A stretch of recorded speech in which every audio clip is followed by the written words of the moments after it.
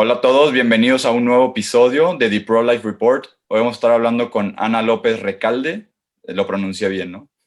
Sí. Perfecto. Vamos a estar hablando de un tema distinto. Vamos a estar hablando de los trastornos de conducta alimentaria, que es un tema que no solemos tener en el radar los Provida, pero que al final de cuentas, me parece personalmente que es un tema que al final de cuentas atenta contra la dignidad y la vida humana, ¿no? Entonces, por eso traemos este tema al programa y por eso queremos platicar de esto. Y bueno, traemos a Ana que tiene un gran testimonio y ahorita nos va a platicar un poco de eso, pero los invito a buscar su libro, Princesas de Cristal. Es un libro muy bueno, muy sencillo también, es muy amable la lectura, pero al final de cuentas te llega, ¿no? Y te da un mensaje muy positivo y muy bueno y muy esperanzador sobre todo.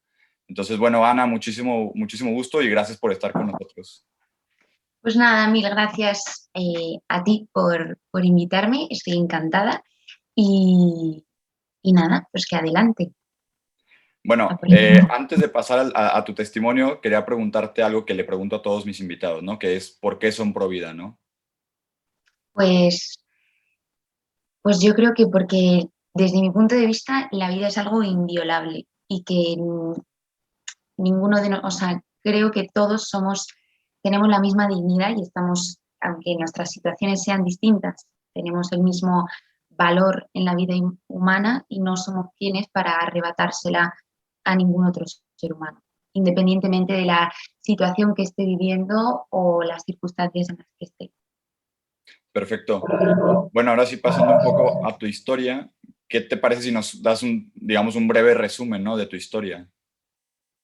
Vale, pues bueno, yo soy de aquí, de España, en concreto de Pamplona, que es una ciudad, pero para mucha gente es como un pueblo. Entonces, siempre he sido, bueno, soy la pequeña de 5 hermanos y me he criado en una familia pues cristiana, ruidosa, cariñosa y muy buena. He tenido mucha suerte. Y con 14 años tuve, bueno, pues comenzó la adolescencia, una adolescencia un poco complicada, que, bueno, pues estalló con un trastorno de la conducta alimentaria. Y durante 4 años me acompañó esa enfermedad, que en este caso es la anorexia, y dio un giro 360 grados a toda mi vida, a la de mis seres queridos, a la de mi familia, pero finalmente conseguí recuperarme.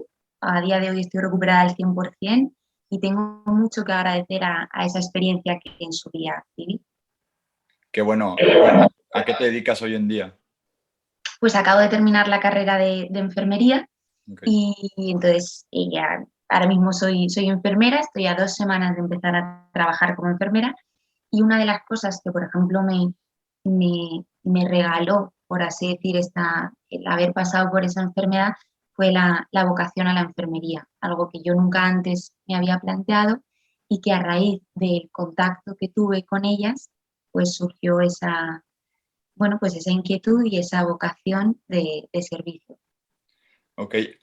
Dentro de tu libro tú narras momentos muy difíciles, ¿no?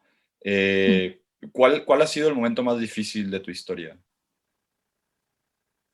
Yo creo que, bueno, hay muchos, ¿no? Pero yo creo que eso, que el que más fue reconocer que tenía una enfermedad mental bueno, y que por ello necesitaba un tratamiento concreto con una serie de especialistas que cuando hablamos de salud mental y hablamos de psiquiatras, de psicólogos, siempre genera un poco de rechazo, ¿no? Entonces, yo creo que el ser consciente de que verdaderamente necesitaba eso fue una de las partes más duras. Buenísimo. Y bueno, mencionabas que a los 14 años comenzó esta situación, ¿no? O sea, ¿qué es lo que lleva a una niña de 14 años a tener tanta preocupación por su peso o por su figura o tal, ¿no? Pues bueno, hay muchos factores, ¿no? Pero sí que es cierto que yo creo que hablando un poco en términos generales y un poco desde mi experiencia, bueno, la adolescencia es una etapa que es como hormonas y efervescencia y todo dramatismo y, ¿no? Y uno se está encontrando a sí mismo y uno también es más vulnerable en determinados aspectos, ¿no? Por ejemplo, el tema de las amistades, también es una etapa vulnerable con el comienzo de consumo de drogas, consumo de alcohol y demás, ¿no? Pues lo mismo ocurre con el tema del físico, ¿no? De la aceptación social, luego también va muy ligado al tema de las redes sociales. Mi caso también se juntaba con que era una chica que tengo, bueno, pues se me juntó con una etapa de autoestima bastante baja, de mucha tendencia al perfeccionismo, me gustan las cosas muy bien hechas y eso a veces pues lleva consigo algún que otro problema, ¿no? Y luego también inseguridades. Entonces fue todo como un remix que hizo que en un momento determinado pues eso estallase en mí y estallase en forma de anorexia. Claro, ahora hay una frase en tu libro que dice, nos hacen creer que el peso y la figura son lo más importante y un reflejo de nuestro valor como personas. Tengo varias preguntas sobre eso, pero lo primero es, ¿quién te hace creer eso? ¿No? O sea, ¿quiénes son los agentes en esta visión del mundo, ¿no? Donde el peso y la figura son lo más relevante? Pues yo creo que sobre todo en los medios de comunicación, ¿no? Por ejemplo, en muchos de los anuncios de perfumería o incluso de joyas o incluso de la propia moda, ¿no? Las campañas de moda y demás. Eh, es una industria que es muy potente y gracias a Dios también da mucho trabajo a muchas familias, pero que juega mucho con, bueno, pues con la autoestima de las personas, ¿no? Entonces, a mí me parece que generalmente en prácticamente todos los anuncios, mujer empoderada es igual a mujer que lleva complementos o moda cara, que tiene una figura con unas proporciones determinadas y que no tiene ni una arruga, que va perfectamente de punta en blanco. Entonces parece como que únicamente quien tiene esta apariencia o quien puede llegar a ello es la mujer triunfadora o la mujer, ¿no?, que va a conseguir todo aquello que se proponga. Entonces, creo que eso no coincide ni mucho menos con la realidad que viven la mayoría de las mujeres hoy en día. Claro. Y en esta visión de que el peso y la figura reflejan tu valor como persona, digamos, ¿en qué momento empezaste a sentir que valías menos como persona por tener una figura poco esbelta, digamos? Pues yo creo que, bueno, fue como un cúmulo. Al ser varios años, ¿no? También había temporadas, pero sobre todo en los comienzos, porque, bueno, pues yo tuve la suerte de rodearme de un grupo de amigas muy bueno y eso la verdad es que facilitó mucho la recuperación, pero aún así, a nivel social y de cara a la imagen que pretendía dar al resto, ¿no? De gente de mi edad o de círculos por los que me movía, pues a mí me daba la sensación de que si no tenía una talla determinada o si no me quedaba de esta forma la ropa, socialmente no iba a ser bien aceptada o iba a estar en el punto de mira de la gente y iba a ser algo que comentar para mal, no para bien. Entonces, eso al final a mí me hacía aumentar todas esas inseguridades, ¿no? Claro. ¿Y en qué momento sucedió lo contrario? ¿Te diste cuenta de que tu valor no dependía de eso y, digamos, decidiste darle un vuelco a tu vida? Pues algo de lo que sí que es cierto que no hubo como un momento determinado a Sí. lo largo de estos años en los que yo me di cuenta de todo esto, sino que fueron como varios factores, ¿no? Y sí que es cierto que, por ejemplo, el realizar labores de voluntariado o el poder irme a alguna temporadilla o dedicarme a organizaciones que únicamente lo que aportase eso, dedicarte al cuidado de la gente, eso me ayudó mucho para desligarme de mis preocupaciones y de mi bomba emocional, por así decirlo, ¿no? Eso me ayudó mucho sobre todo cuando tuve la oportunidad de estar en contacto con personas que sufren discapacidades intelectuales y demás, me di cuenta de que, ¿no? Pues muchas veces físicas también, deformidades, de que al final el físico y demás no determina tu valía como persona, ni mucho menos, ¿no? Y luego también escribir el propio libro me ayudó mucho porque tuvo mucho efecto terapéutico, el que yo leyese acerca de cómo se sentía mi padre o cómo se sentía el resto de mi familia, algo que yo, por ejemplo, como estaba cegada por la enfermedad, no era capaz de darme cuenta por mí misma. Entonces, la lectura de los capítulos escritos por mi familia me ayudó mucho. Claro, de hecho, justo eso era algo que te quería preguntar. O sea, porque y es algo que yo no sabía hasta que leí tu libro, ¿no? O sea, que la anorexia o cualquier otra enfermedad de este tipo no solo afecta al paciente, sino a todo su entorno familiar, social, etcétera, ¿no? Entonces, ¿qué tan consciente eras tú del daño que estabas sufriendo tú y tu familia, ¿no? Pues verdaderamente en el momento como de mayor auge de la enfermedad, no eres consciente ni mucho menos, porque una de las cosas más duras que tiene esta enfermedad es que el centro de tu vida eres tú y tu peso y tu físico, entonces no hay nada más allá. Entonces eso te hace convertirte en una persona muy fría y frívola y que todas las muestras de cariño, de preocupación que puede haber, que puede tener el resto hacia ti, lo ves como actos despreciables, ¿no? No te gustan, que te dejen en paz y demás, ¿no? Entonces, yo creo que lo que más me sirvió fue en gran medida esto, ¿no? Escribir el libro y conocer esa historia, ¿no?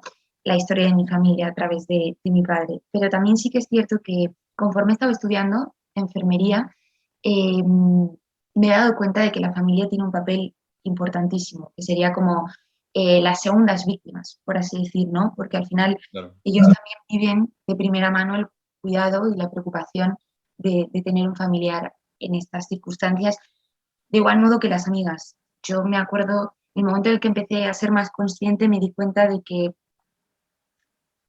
contaba con unas amigas increíbles, ¿no? Y gracias a Dios, y que en cierta medida yo las puse en peligro, que ellas también estaban en una situación vulnerable y mis conductas o mi forma de actuar o de pensar podía haberlas influenciado o incluso arrastrado ¿no? Hacia mi pesadilla. Pero gracias a Dios no fue así y bueno, es algo que sus familias también tienen mucho mérito, el haberlas acompañado y cuidado también. Claro, totalmente.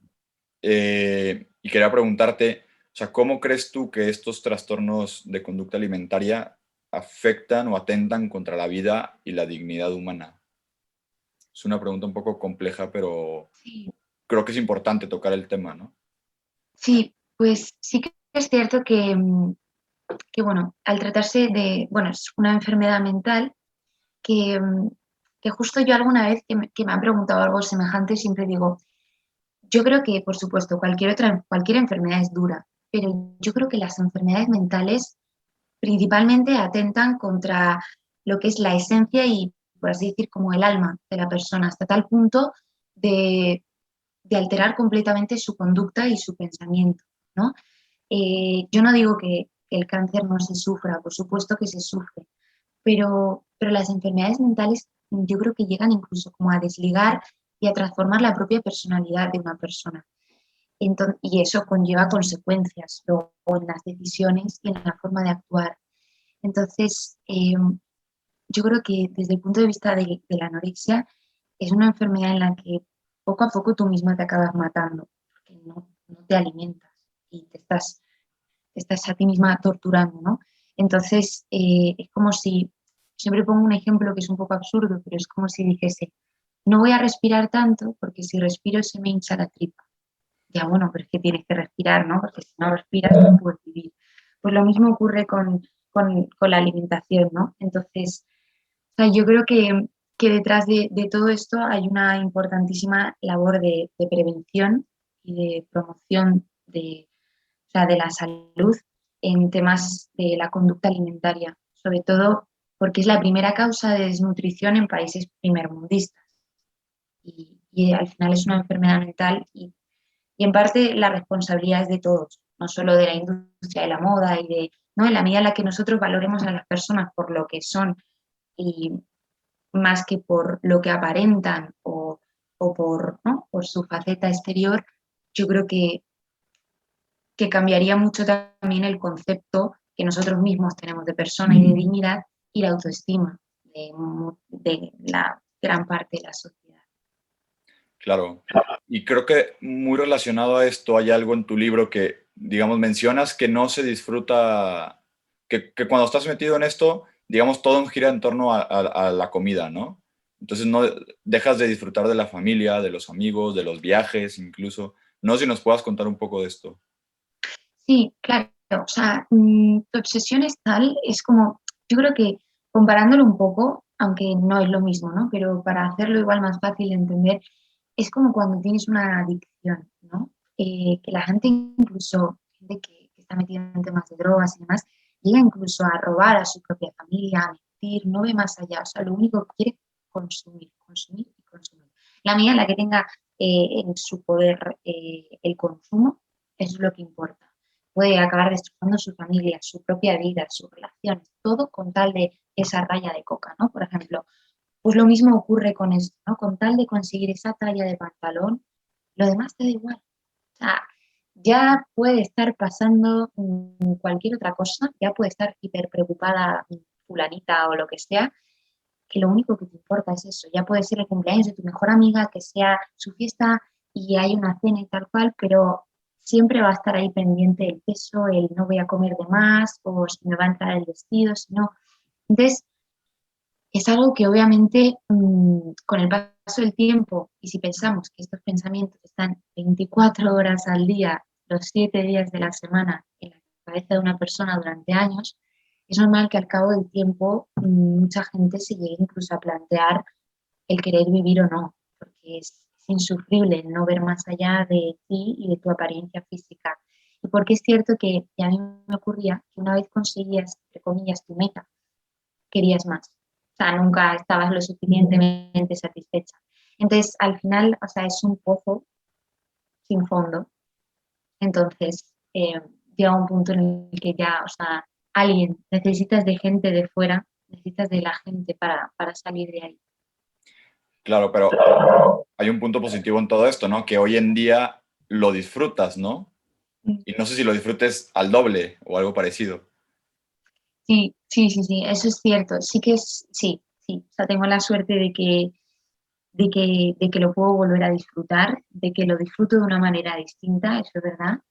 Pero sí que es cierto que soy muy consciente de que yo ahora a día de hoy estoy 100% recuperada, ¿no? Y gracias a Dios eso es algo en mi vida que forma parte del pasado y que yo de vez en cuando, ¿no? Traigo al presente para este tipo de cosas. Pero sí que es cierto que soy consciente de que puedo volver a recaer, en el sentido de que puede haber circunstancias en mi vida que quizás yo no sepa gestionar o no sepa lidiar con ellas y me lleven probablemente otra vez a tener este tipo de problemas. ¿Por qué? Porque de la misma forma que, por ejemplo, un alcohólico, ¿no? Puede estar durante muchos años sin probar una gota de alcohol y se ha recuperado y ha rehecho su vida y todo esto, quizás en un momento vulnerable de su vida en el que, por ejemplo, pierde el trabajo, si a esa persona que la llevas a la barra de un bar, que la sientas ahí, probablemente si se tome un trago, empiece ahí un poco la ruleta otra vez y pueda empezar el descontrol. Pero si a esa persona, por ejemplo, le pones, no sé, una cajetilla de cigarrillos y nunca ha fumado y tal, probablemente no vuelva a caer en fumar, pero quizás en el alcohol sí, porque es como su eslabón más débil, ¿no? Sí que es cierto que yo cuento con la suerte de haber recibido una muy buena atención psicológica, ¿no? Que me han enseñado muchas estrategias en las que apoyarme en situaciones que para mí puedan ser de estrés. Entonces, no vivo con miedo, pero soy consciente, es un ámbito y es un área a la que le tengo muchísimo respeto y a la que en mi vida me gustaría volver a caer, ¿no? Pero sí que es cierto que yo a día de hoy llevo una vida muy normal, muy tranquila y mi relación con la comida es muy natural. Claro. ¿Ha valido la pena todo, digamos, la enfermedad, la recuperación que fue muy difícil, todo el sufrimiento, el dolor, etcétera? ¿Ha valido la pena para lo que vives hoy en día? Sin duda, sin duda. Em, yo creo que sí. O sea, que si no hubiésemos, tanto mi familia, mis amigas y yo, pasado por todo esto, a día de hoy yo creo que no sería obviamente la persona que soy, ni valoraría de la misma forma la familia, los amigos, mi fe en Dios, por ejemplo, ni, y probablemente no me dedicaría a la enfermería, que es algo que me apasiona. Entonces, la verdad es que sí que es cierto que la enfermedad, entre comillas, me quitó 4 años de mi vida, ¿no? Pero, pero ahora los estoy disfrutando mucho más. O sea, la recompensa ha sido, vamos, con creces muchísimo mayor de lo que me esperaba. Y también me considero muy afortunada porque soy consciente de que hay mucha gente que no ha tenido la suerte que yo he tenido de contar con los recursos y el apoyo con el que yo pude contar. Y eso también es algo que valoro mucho a día de hoy. Claro. Quería preguntarte, cambiando un poco el tema, hay ciertas corrientes de pensamiento, digamos, que intentan romantizar de alguna manera las enfermedades alimenticias, ¿no? Como la obesidad, incluso la diabetes, la anorexia no tanto, ¿no? Pero, ¿qué opinas de esas corrientes que intentan hacer como que todo es muy bello y no sé qué y así, pero al final de cuentas son enfermedades, ¿no? Sí, bueno, yo creo que ahí, o sea, yo tampoco soy una experta, ¿no? Pero yo creo que a veces la falta de información nos lleva a maquillar un poco las cosas y, y a no considerarlas como verdaderamente son, ¿no? También lo políticamente correcto, que ahora parece, ¿no? Que tenemos que decir todo como con pinzas para no dañar a nadie o para... Entonces, yo creo que al final una de las cosas que, por ejemplo, yo más valoro es la verdad y la sinceridad. Entonces, yo creo que por mucho que a veces duela o sea difícil de escuchar, o sea, hay que asumir que, que la anorexia, la bulimia y demás son enfermedades mentales que necesitan un tratamiento específico, que no es ninguna tontería, que no es una tontería de niña tonta, ni tampoco es cosa de la adolescencia, ni ¿no? Estas cosas. Y hay que tomárselo en serio, porque de la misma forma que el tema de la obesidad y otras tantas enfermedades, ¿no? Porque está en juego la vida de mucha gente, no solo del propio paciente, sino también de la familia alrededor. Entonces, bueno, yo creo que la desinformación, pues, tiene sus consecuencias también. Claro, claro. Al final de cuentas, la desinformación mata también, ¿no? Y no solamente en este tipo de situaciones, sino en general. Eh, bueno, muy bien. Y quisiera, digo, dos últimas preguntas porque ya estamos cerca del cierre de la entrevista. En primer lugar, quería preguntarte sobre tu familia. O sea, digo, ya has hablado un poco del papel que jugó en todo este tema, pero ¿cómo ha cambiado tu familia y qué representa para ti la familia? Pues